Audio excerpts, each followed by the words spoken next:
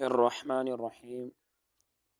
وَإِلَى الْإِنْتِهَاءِ الْغَایَةِ فِي الْمَکان۔ آج ہم یہاں سے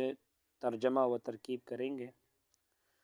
وَإِلَى الْإِنْتِهَاءِ الْغَایَةِ فِي الْمَکان، اور الی مسافت کی انتہا کے لیے آتا ہے فی المکان جگہ میں۔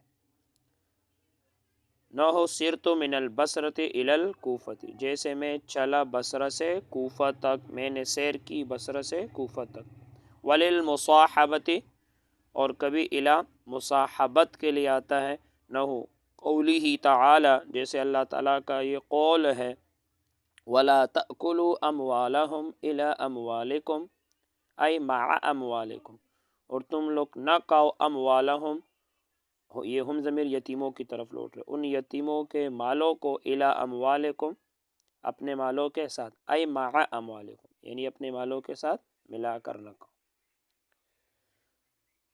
وَإِلَى الْإِنْتِهَاءِ الْغَایَةِ فِي الْمَکان، انتہا کا لغوی معنی ہے ختم ہونا، جبکہ اصطلاح میں الی انتہا کا وہ ہوتا ہے جو اس بات پر دلالت کرے کہ میرے مدخول پر کسی مسافت یا کسی کام کی انتہا کی گئی ہے، میرے مدخول پر کسی کام کی انتہا ہوئی ہے، کسی مسافت کی۔ جیسے سرت من البصرۃ الی الکوفۃ، میں چلا بصرہ سے کوفہ تک، تو یہاں الی کا مدخول کیا ہے؟ کوفہ، یہ الی کا مدخول ہے، اور کوفہ پر ہی مسافت کی انتہا ہوئی ہے، میں چلا کوفہ تک، تو کوفہ پر میرے چلنے کی کیا ہو گئی؟ انتہا ہو گئی۔ تو واو استینافیہ ترکیب کرتے ہیں۔ واو استینافیہ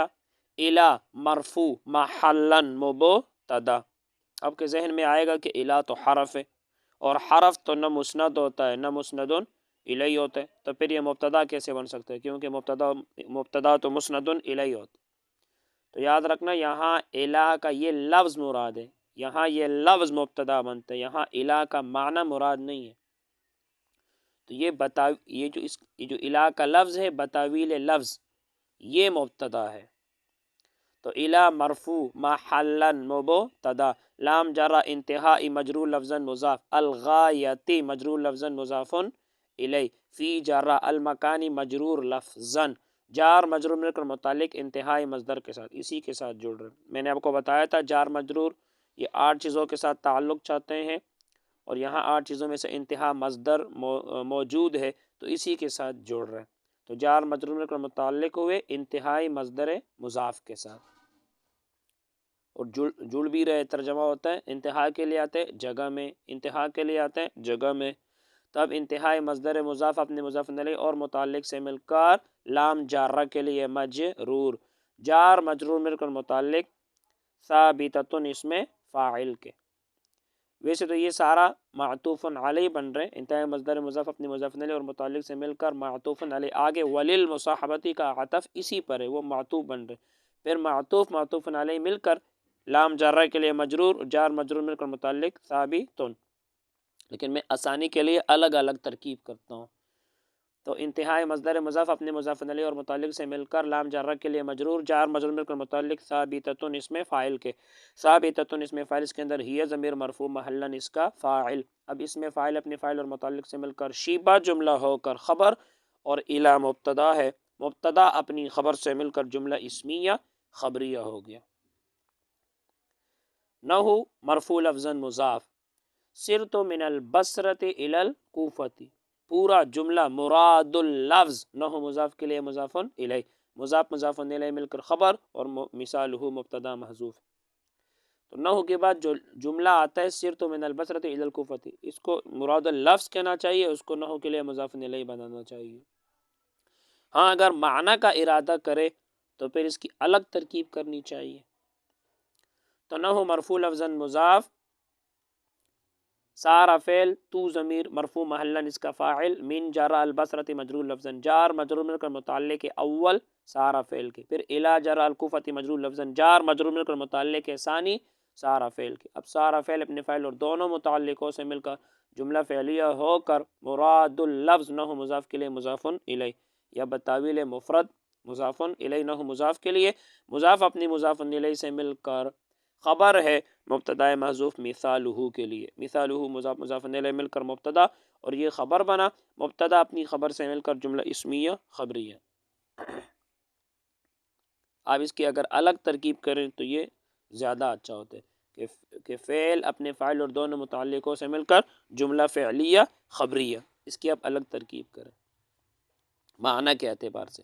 اور اگر لفظ کے اعتبار سے کر رہے تو پھر اس کو آپ مضاف الیہ بنایا کریں، نہ ہو مضاف کے لیے، مضاف اپنی مضاف الیہ سے مل کر خبر ہے،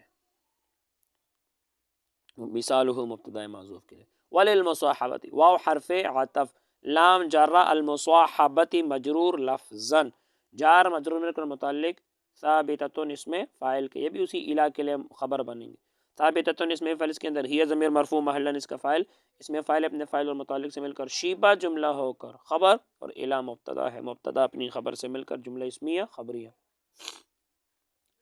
مصاحبت کا لغوی معنی ہے ساتھ ہونا، ساتھ ہونا، جبکہ اصطلاح میں الہ مصاحبت کا وہ ہوتا ہے جو اس بات پر دلالت کرے کہ میرے مدخول نے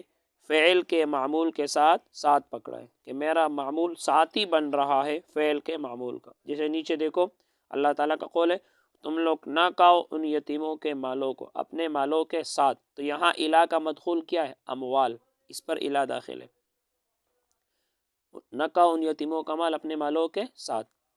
تو یہ الہ کا مدخول ہے، اور اس نے ساتھ پکڑا ہے فعل کے معمول اموالہم کے ساتھ، تو اب ترجمہ کیا ہو گیا کہ تم لوگ نہ کہو ان یتیموں کے مال اپنے مالوں کے ساتھ ملا کر، تو اس نے بھی اس کے ساتھ پکڑا ہے، تعلق پکڑا ہے، یعنی ان یتیموں کا مال اپنے مالوں کے ساتھ ملا کر نہ کہو، یہ معنی ہے۔ تو مصاحبت کا کیا معنی؟ ساتھ ہونا، تو اس اموال نے بھی، الہ کے مدخول نے بھی فعل کے معمول کے ساتھ پکڑا ہے۔ تو نہ مرفوع لفظاً مضاف، قولی مجرور لفظاً مضاف الیہ مضاف، یہی ضمیر مجرور محلاً ذو الحال ہے، تعالی فعل اس کے اندر ہوا ضمیر مرفوع محلاً اس کا فاعل، فعل اپنے فاعل سے مل کر جملہ فعلیہ ہو کر بتقدیر قد، حال ہوا ذو الحال کے لیے، جہاں ماضی حال بنے وہاں قد یا لفظوں میں ہوتے یا تقدیراً نکالنا پڑتا ہے، تو ذو الحال اپنے حال سے مل کر یہ قول ہوا، اور قول کے بعد آگے مقولہ آتے ہیں، تو اب آگے مقولہ آتے ہیں، واو حرف عطف یا واو قرآنیہ، لائے نہیں، تأکلوا فعل، واو ضمیر مرفوع محلاً اس کا فاعل، اموال منصوب لفظاً مضاف، ہم ضمیر مجرور محلاً مضاف الیہ، مضاف مضاف الیہ مل کر مفعول بھی، الی جارہ اموال مجرور لفظاً مضاف، قم ضمیر مجرور محلاً مضاف الیہ، مضاف مضاف الیہ مل کر متعلق وہ الی جارہ کے لیے مجرور، جار مجرور مل کر متعلق ہوئے تأکلوا فعل کے، اب تأکلوا فعل اپنے فاعل مفعول بھی اور متعلق سے مل کر جملہ فعلیہ انشائیہ ہو کر یہ ہوا مفسر، جملہ فعلیہ انشائیہ ہو کر مفسر، ای حرف تفسیر، مع منصوب محلاً مضاف، اموال مجرور لفظاً مضاف الیہ مضاف، قم ضمیر مجرور محلاً مضاف الیہ،